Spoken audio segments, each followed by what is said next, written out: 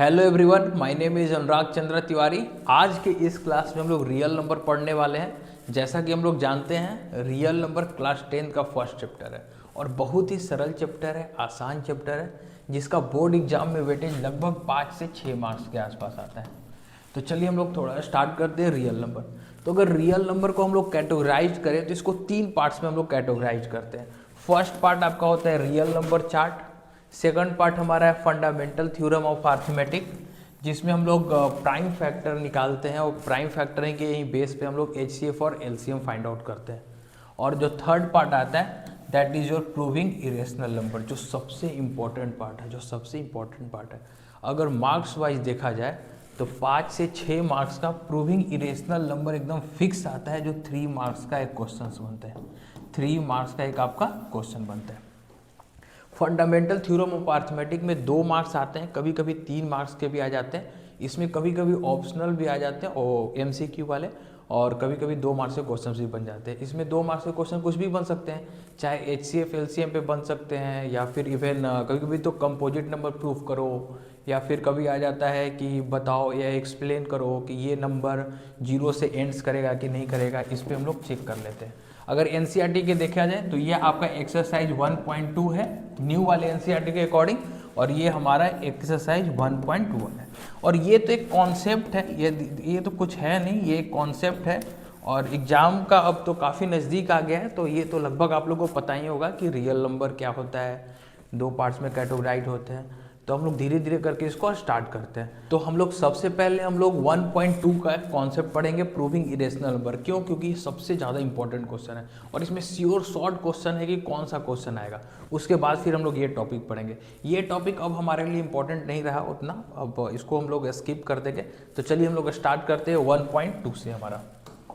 तो 1.2 पढ़ने के पहले, जिसमें हम लोग प्रूविंग पढ़ते हैं कि इरेशनल नंबर, तो थोड़ा सा हम लोग इसको समझ लेते हैं। जैसे कोई भी नंबर है रियल नंबर, ये 2 टाइप के होते हैं। कितने टाइप के होते हैं बच्चे लोग? 2 टाइप के होते हैं। तो ध्यान से देखिए, पहला टाइप कौन सा होता है आपका? रेशनल। और दूसरा नंबर कौन सा होता है? इरेशनल। तो जो मैं पढ़ा रहा हूँ वो अभी एग्जाम पॉइंट ऑफ व्यू से पढ़ा रहा हूँ। तो आपको प्रूफ करने आएगा इरेशनल। तो इरेशनल प्रूफ करने के लिए हम लोग क्या प्रूफ करेंगे कि वैसा नंबर जो रेशनल नहीं होता है वो इरेशनल होता है। तो मतलब इनडायरेक्टली हम लोग ये प्रूफ करेंगे कि जो गिवन नंबर है वो रेशनल नहीं है। तो रेशनल नहीं है तो वो नंबर कैसा होगा? वो इरेशनल हो जाएगा। तो रेशनल होने के लिए क्या क्या कंडीशन है? तो इसके लिए पहला कंडीशन है कि वो नंबर p/q के फॉर्म में होना चाहिए। दूसरा कंडीशन क्या है? q is not is equal to 0 होना चाहिए। थर्ड कंडीशन क्या है बच्चे लोग? p एंड q इंटीजर होना चाहिए। फोर्थ कंडीशन क्या है? p एंड q क्या होना चाहिए? को प्राइम। ऐसे क्लास 10 तक अभी आप लोग ये समझिए कि इन चारों में से कोई भी एक कंडीशन फेल कर दिया तो फिर वो नंबर कैसा हो जाता है? इरेशनल नंबर हो जाता है। लेकिन ऐसा नहीं है, जब आप हायर क्लास में जाओगे तो वहाँ पर आप इमेजनरी नंबर और लिमिट्स का कॉन्सेप्ट पढ़ोगे तो फिर एक अलग भी टाइप का आपको नंबर पढ़ना पड़ेगा। लेकिन अभी हम लोग क्लास 10 के अकॉर्डिंग आप समझिए कि इन चारों में से कोई भी एक कंडीशन फेल हुआ तो that number is irrational number. तो इरेशनल नंबर को प्रूफ करने के लिए ज़्यादातर हम लोग इस कंडीशन को फेल कराते हैं। पी एंड क्यू आर को प्राइम क्या होता है? अपने भाषा में हम लोग बोल सकते हैं कि जिसका कोई कॉमन फैक्टर नहीं होता है, या फिर और सरल लैंग्वेज में बोल सकते हैं कि जो किसी नंबर से कटे नहीं। तो वैसे नंबर को हम लोग क्या बोलते हैं? को प्राइम। जैसे 2/5। तो 2/5 तो देखिए 2 और 5 किसी नंबर से कट रहा है क्या? ना 2 किसी नंबर से कटेगा ना 5 किसी नंबर से कटेगा, या कोई ऐसा नंबर कॉमन नंबर नहीं है जो दोनों को कट कर दे। तो 2 और 5 क्या हो जाते हैं? को प्राइम हो जाते हैं। तो ये मैं यही प्रूफ कर दूंगा कि इरेशनल नंबर में कि ये को प्राइम नहीं है, तो इस चारों में से एक कंडीशन को फॉलो नहीं कर रहा है, तो यानी वो नंबर कैसा है? रेशनल नहीं है। तो जब रेशनल नहीं है तो वो नंबर कैसा हो जाएगा? इरेशनल हो जाएगा। ठीक है, तो चलिए स्टार्ट करते हैं हम लोग प्रूफ करना। तो हम लोग एक क्वेश्चन लेके चलते हैं, prove that √2 is irrational number. यही क्वेश्चन आने वाला है, चाहे आपके एग्जाम में √2 आ जाए या √3 आ जाए या √5 आ जाए। ठीक है ना, यही 3 में से कोई एक आएंगे, एकदम श्योर शॉर्ट है। और मोस्टली चांस रहता है, थोड़ा सा आसान रहता है √2। अगर आप बेसिक मैथ्स लिए तो √2 का ज़्यादा चांस है। और चाहे कोई भी आए, कॉन्सेप्ट तो सब में सेम है, बस डिजिट चेंज होने वाले हैं। तो चलिए स्टार्ट करते हैं हम लोग बेसिक से, और prove that √2 is an irrational number. तो इसको हम लोग कैसे प्रूव करेंगे, इसका कन्वर्स मानेंगे। हमको प्रूव करना है इरेशनल, तो हम लोग कन्वर्स मान के चलेंगे। Let √2 is a rational number, √2 is a rational number. तो जब मैंने इसको रेशनल नंबर मान लिया तो मैं क्या लिख सकता हूँ, √2 is equal to a/b, a/b मान लिया, ठीक है। तो जब a/b मान लिया, बगल में आप चाहो तो कंडीशन लगा दो, b is not is equal to 0। अब मैं दोनों साइड क्रॉस मल्टीप्लाई कर रहा हूँ, तो जब मैं क्रॉस मल्टीप्लाई करूंगा तो कितना हो जाएगा, a is equal to √2b। अब दोनों साइड स्क्वायरिंग कर देता हूँ, स्क्वायरिंग बोथ साइड। तो a का स्क्वायर a स्क्वायर, √2 का स्क्वायर 2 और b स्क्वायर। अब यहाँ पर देखो a square is equal to 2b square, इसका मतलब ये होता है कि a स्क्वायर 2 और b स्क्वायर दोनों से कट होगा। जैसे नहीं लिखते हम लोग 6 इज इक्वल टू 2 × 3, तो इसका मतलब क्या हो गया कि 6 2 से भी कैंसिल हो सकता है और 3 से भी कैंसिल हो सकता है। एकदम सेम उसी तरीके से हम लोग लिख देंगे a square is equal to 2b square, it means 2 divide 2 क्या कर देगा, a स्क्वायर को डिवाइड कर देगा। जब आप a स्क्वायर को डिवाइड करेगा तो 2a को भी डिवाइड करेगा, a को भी डिवाइड करेगा। तो जब a को डिवाइड करेगा तो मान लेते हैं किसी टर्म c में डिवाइड करेगा, ठीक है। तो मैं a इज इक्वल टू क्या लिख दूंगा, 2c, और लेकिन c हमेशा क्या होना चाहिए, एक इंटीजर होना चाहिए, c is any integer, a is equal to 2c, ठीक है। आप चाहो तो इसको बगल में एजम्पशन भी ले सकते हो, लेट भी मान सकते हो। अब इसको भी स्क्वायरिंग करते हैं, squaring both side.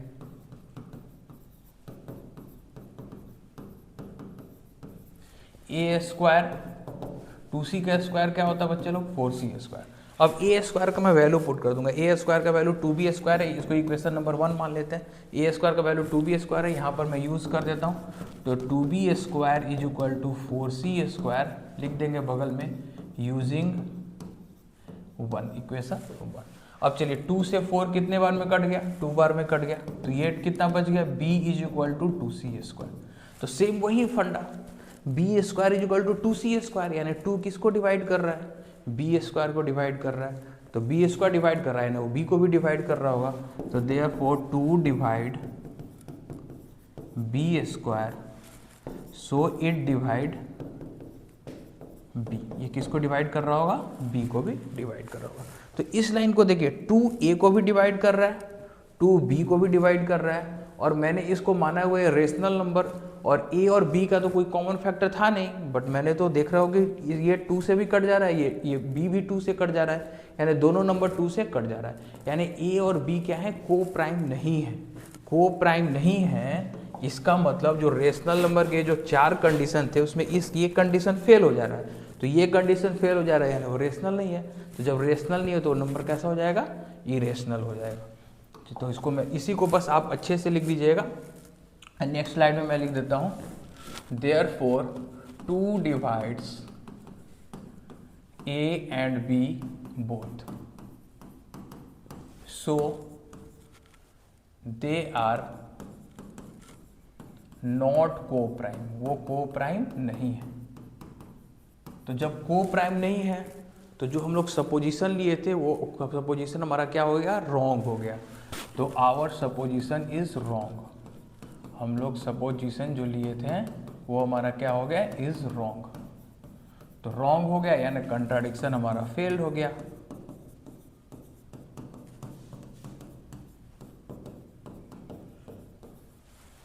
So it is not a rational number, जो मैंने माना था वो उसके रूल को फॉलो नहीं कर पा रहा है, तो it is not a rational number. तो जब रेशनल नंबर नहीं है तो भी क्लास 10th लेवल में हम लोग जानते हैं कि वैसा नंबर जो रेशनल नहीं होता उस नंबर को इरेशनल कर देते हैं। तो therefore √2 is an irrational number, √2 is an irrational number, proved. इसको आप 4 बार 5 बार 10 बार खूब प्रैक्टिस कर लीजिए, एकदम श्योर शॉर्ट क्वेश्चन आता है। किसी भी साल का पेपर उठा के देखो ये क्वेश्चन जरूर आया है, चाहे √2 पूछ दे, √3 पूछ दे, √5 पूछ दे, या ज़्यादा टफ करने के लिए √7 भी पूछ सकता है। बस कुछ नहीं, जहाँ जहाँ 2 है वहाँ 3 3 लिखते जाएंगे। अगर √5 पूछा तो जहाँ 2 है वहाँ 5 लिखते जाएंगे। तो आई होप ये आपको समझ में आ गया होगा, ठीक है। तो चलिए हम लोग अब नेक्स्ट क्वेश्चन की ओर बढ़ते हैं। तो जैसे कि अभी हम लोगों ने √2 को प्रूव कर दिया, उससे रिलेटेड कभी कभी कुछ और क्वेश्चन आ सकते हैं, जैसे prove that 1/√2 is an irrational number.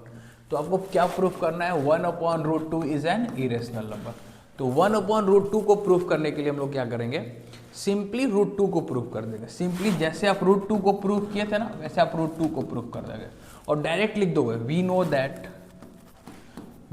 That reciprocal of an irrational number,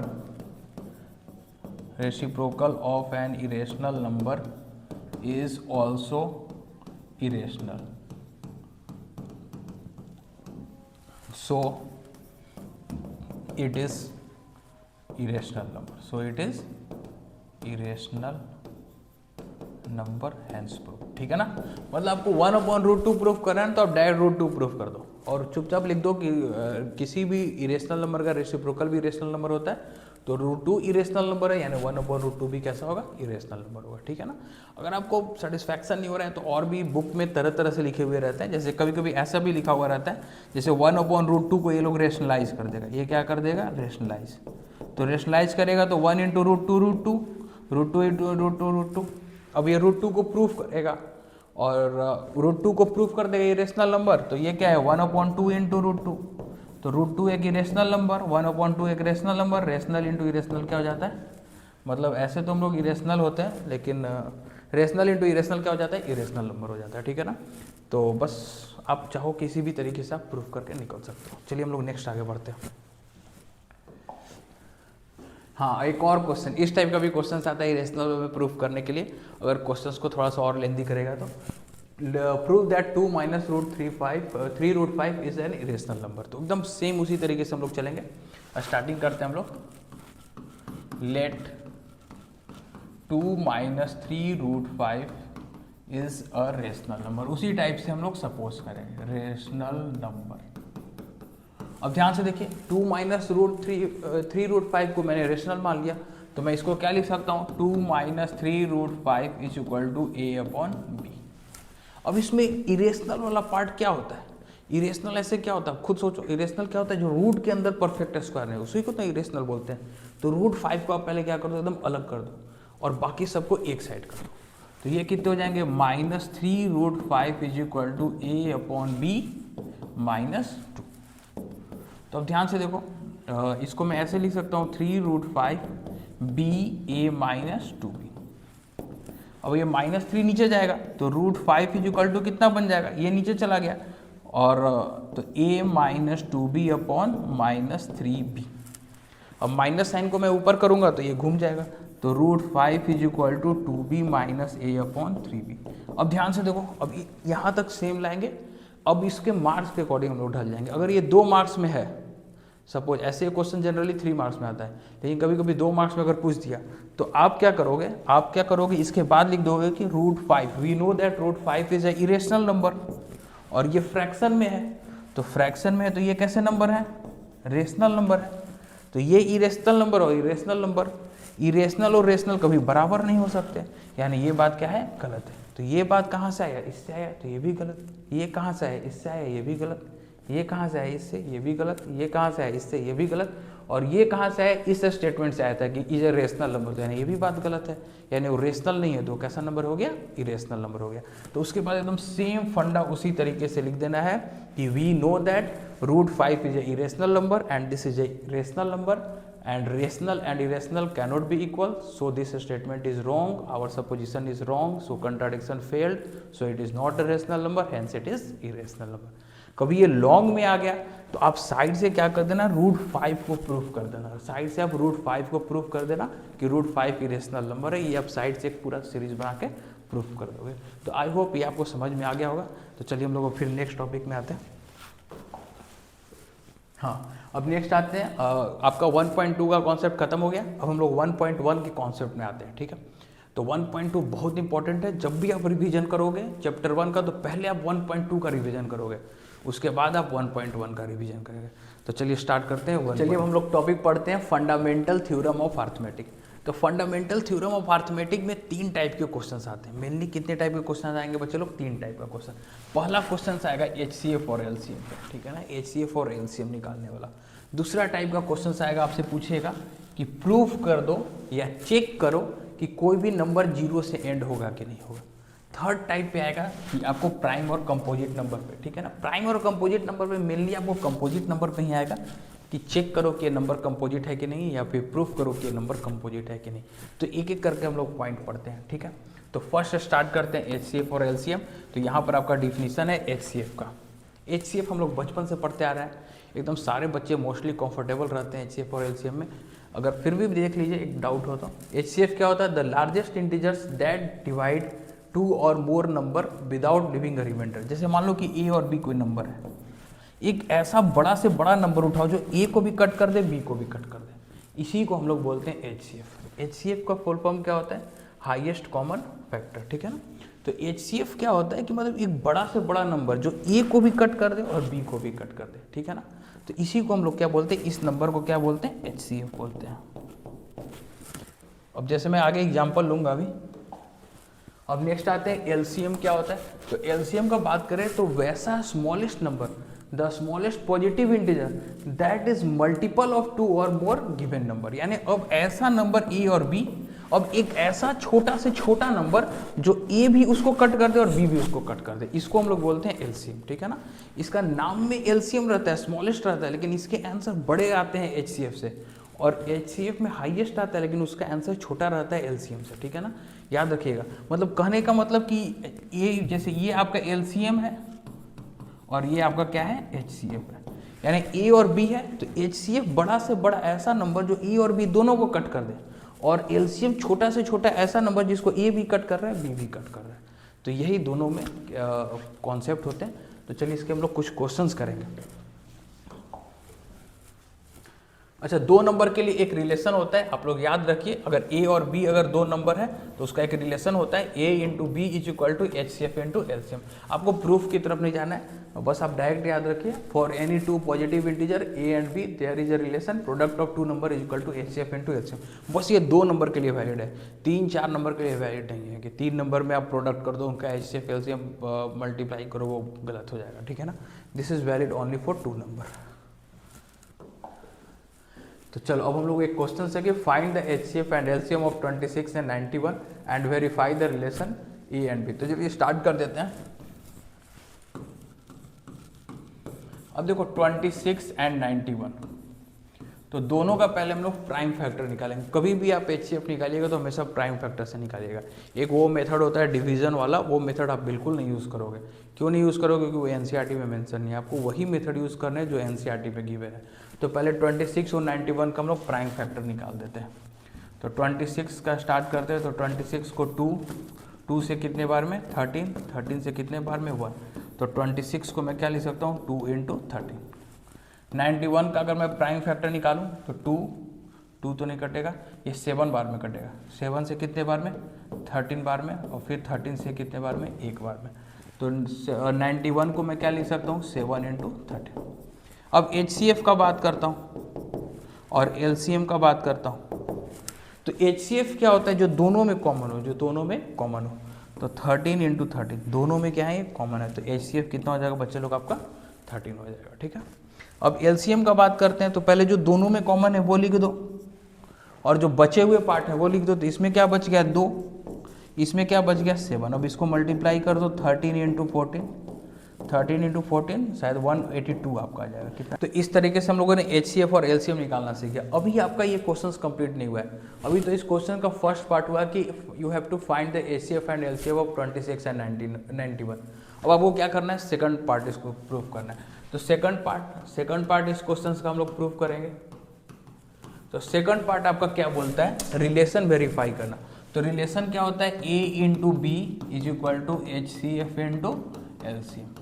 तो आप चाहो तो इनको LHS और RHS मान के बना सकते हो, नहीं तो फिर आप इसको एक साथ भी सॉल्व कर सकते हो। A इंटू बी, A का वैल्यू कितना है? 26 इंटू 91। HCF कितना है आपका? 13, और LCM कितना आया है? 182। तो 26 और 91 करोगे तो 2366 आएगा। कितना आएगा? 2366। और इसका आप मल्टीप्लाई करोगे 13 इंटू 182, आपको सब सारे बच्चों को मल्टीप्लाइड आता है, तो ये भी कितना हो जाएगा 2366। तो यहाँ पर चुपचाप लिख देंगे relation verified, relation is verified, ठीक है ना। इस तरीके से आपको क्वेश्चन सॉल्व करना है। आई होप सबको समझ में आ गया होगा, ठीक है। चलिए हम लोग नेक्स्ट क्वेश्चन की ओर बढ़ते हैं।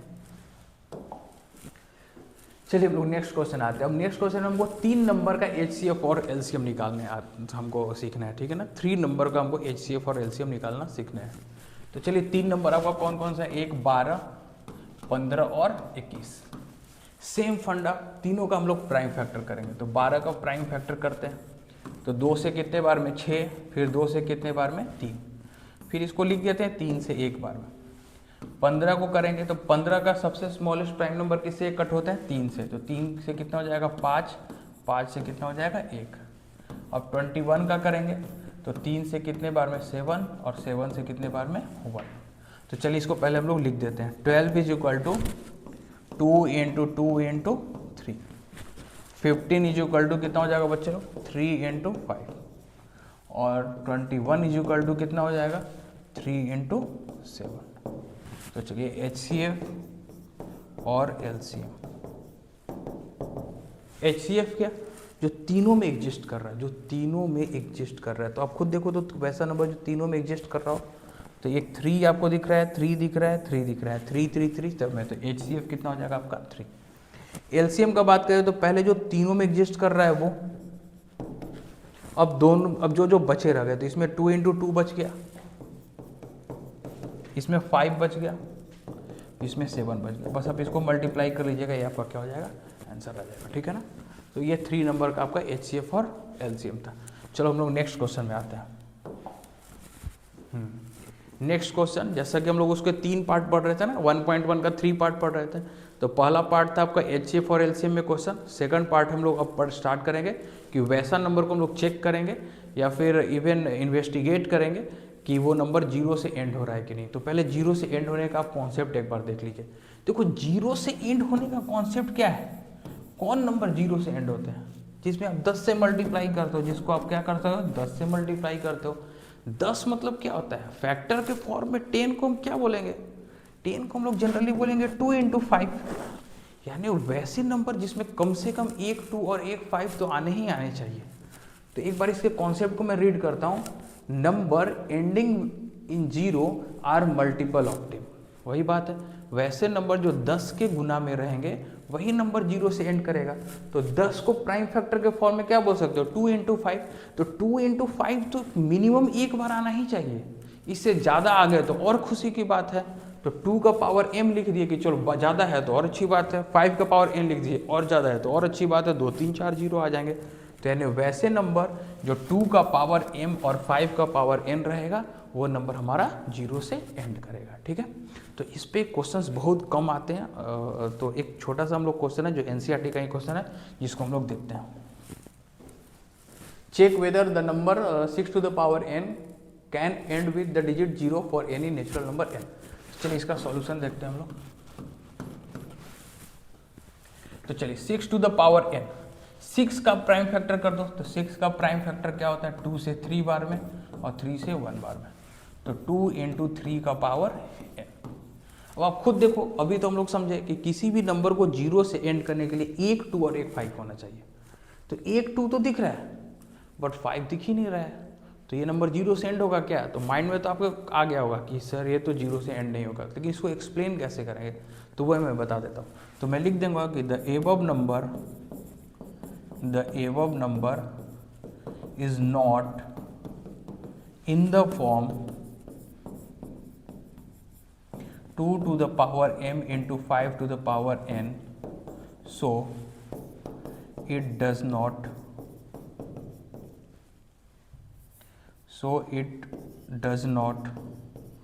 ends with 0, ठीक है। और अगर ऐसे जनरली ये 2 मार्क्स के आते हैं या बहुत कम ही आते हैं। अगर ज़्यादा मार्क्स में आ गया तो इसको बोल दीजिएगा कि इसमें एटलीस्ट कम से कम 1 2 और 5 होना चाहिए था, बट यहाँ पर 2 तो दिख रहा है बट 5 दिख नहीं रहा है, सो ये 0 से एंड नहीं हो पाएगा, ठीक है। तो चलिए हम लोग नेक्स्ट क्वेश्चन की ओर बढ़ते हैं।